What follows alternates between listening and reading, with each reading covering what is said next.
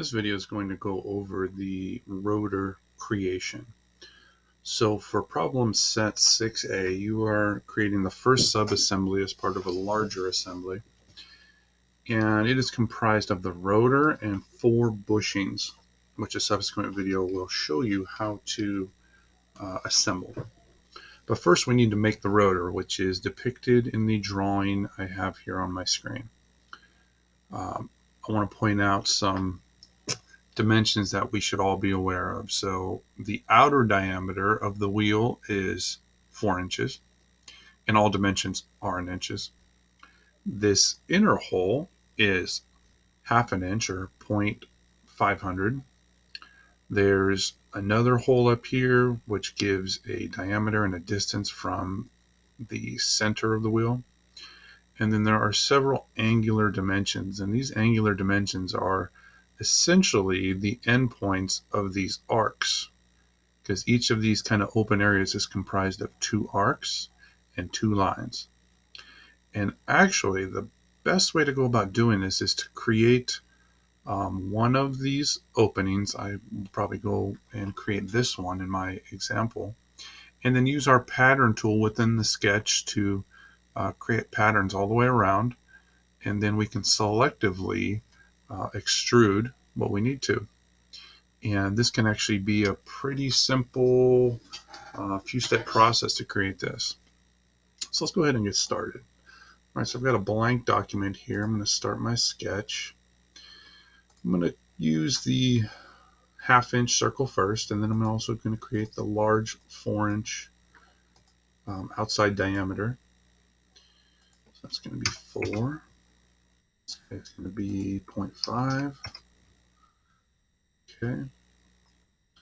Now, I think the easiest way to approach the angle of this box is to put in a couple construction lines.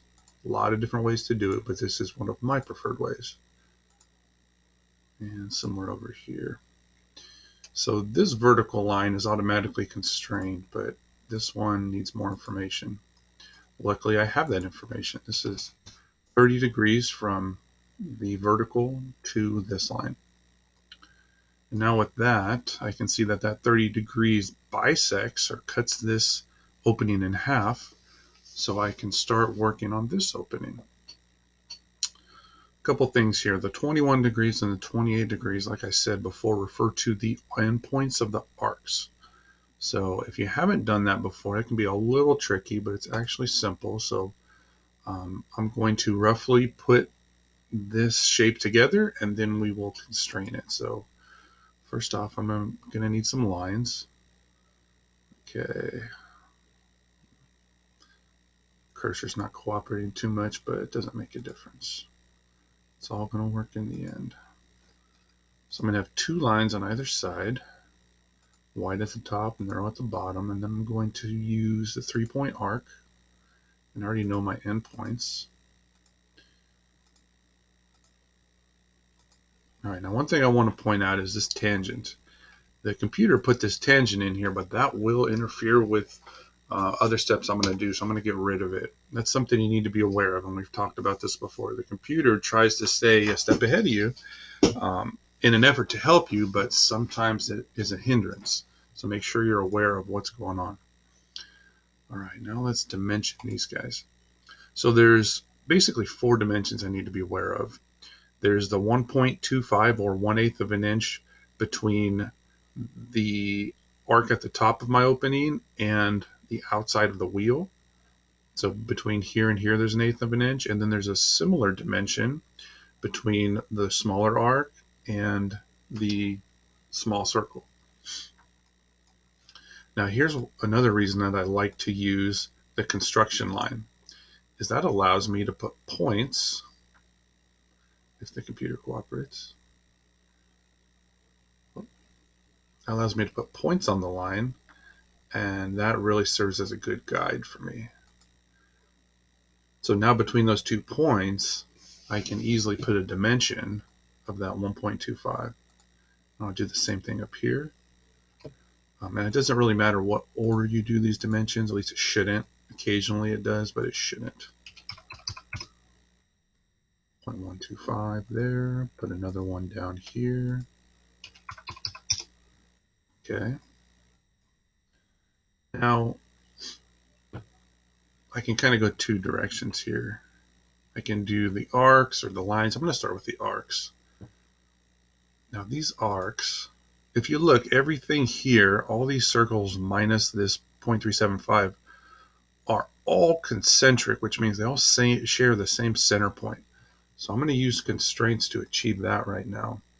So I'm going to make sure the computer understands that this circle has the same center point as this circle, and this circle has the same center point as this circle. Now I could use any of them because right now they all have the same center point. Okay, so that locked in my two arcs, which is good. Now what I need to do is kind of figure out where everything ends because there's still a lot of variability here. Now this is where we get to those angular dimensions. So I have a 28 degrees between essentially this center point and this center point, and I have a similar 21 degrees on the short side, and I'll show you how to do that right now. So if we grab our dimension tool and we go down, let's start at the small arc. If I click the first endpoint, then go to the center of my circle, and then I come back and hit the other endpoint, it gives me this angular ability, and this is exactly what I need to put in that 21 degrees. Okay, now it's a little off kilter right now, but that's easy to fix later. I'm going to do the same thing with the larger arc because we've already made them concentric, so this is the center point of every circle. Now that won't work if you haven't done the concentric yet. You would have to use the center point of this arc. That's why I did it in that order. So that's going to be 28. And now there's still a little kind of wonkiness here, and that's totally fine. So I need to find ways to lock this down. Now, one thing I'm seeing is that the two long blue lines, they are changing as I go rock back and forth. So one thing I want to do is use my equals. This is a good opportunity to use equals and say, you guys need to be equal, because that means it's going to be all symmetrical, which is exactly what we want. Okay, so now everything is holding together, but now I need to locate this. Oop, I lost it for a minute there. So, if midpoint worked, that would be perfect. So let's try that. I don't think I've tried that on an arc at any point, but let's try it. Say if I midpoint this guy, oh wait, too many things selected. Let's try to midpoint this arc on this line and see what happens. Does that work? Like I said, I haven't tried it on arcs, but I'll always try new things. Okay, so it doesn't like that, and that's fine. So I have to find another way to kind of lock this in, so to speak. Now, there's probably a lot of different ways to do this. None of them are right or wrong as long as they achieve the right ends. Now, one thing I do know is that this line needs to be right in the middle of this guy. That only makes sense to me. Let me see if I have any other constraints that would achieve this. What about symmetry? Can I try symmetry? Actually, not familiar with how to use symmetry, but it's a good time to learn. Let's see, constrain two or more objects so that they are symmetrical.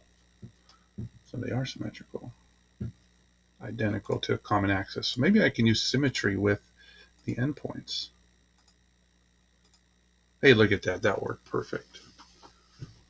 And there's my constraint symbol right there. All right, so sometimes, we got to figure out something a little bit new and use a new tool. Always good to put in your toolbox there. All right, so everything here is fully constrained. I have all my dimensions in, so that looks really good. What I'm going to do now is my circular pattern tool. And there are two pattern tools. There's the pattern tool in the sketch, and there's a pattern tool after the sketch where you can pattern features. It's going to be a lot easier for me to do this in the sketch than afterwards. It's going to cut out a lot of steps. So I select the objects I want to pattern, and let's count how many I need. So this is number 1, and I do have to count the one I'm creating the pattern for. So 2, 3, 4, 5, 6, 7, 8, 9, 10, 11, 12. So there's actually 12. Now, not all of these are extruded, but they all are part of the pattern. If you look, everything is symmetrical. So let's put 12 in here after I select my center point. Quantity is going to be 12. And that looks good. Let's go ahead and pattern that. Now, I could go ahead and extrude this now, but this is actually the perfect time to create this other shape I need in here. And there's just a little more data that we need. I can see through this line that this hole is right in the middle, so I'm going to recreate that. Going to give that dimension of 0.375 or 3/8 of an inch. And then the only other information I need is how far from the center point. And that's given to me here, 1.625 or 1 5/8 of an inch from center point to center point. Now that's locked in. Now the last thing I need is this arc here. So this arc here, what information do I have? The radius of this arc is 1.35. And also another thing to note here is the center point is the center point of the wheel, or it is concentric with these other arcs. So I can use that to make my life easier. Let's get 3-point arc again. I know my two endpoints. Oh, probably want to get rid of that midpoint, or that would cause problems as well. And now let's try concentric. Good. And now I should just need to put in the arc, which is 1.35. And that looks about right. And everything is fully constrained. Or is it? So I do have something that is not, or that is keeping me from being fully constrained, but I'm not going to. Actually, it might have been that guy. Just make sure that it knows it needs to be on the line. Okay. So generally what I'll do is I'll go back on my own and kind of figure out what's the one thing that's still missing, but I don't want to spend too much time doing that right now. Okay. So I'll come back and do that later. All right. So at this point, we are ready to extrude. So let's go to our solid. Let's go to extrude. Now, there's probably some different ways I can do this. I could start with a solid block and then sketch and do my cutouts. But the way I've done everything here, I think I can achieve that just by extruding the parts that need to be filled. I think that'll work exceedingly well.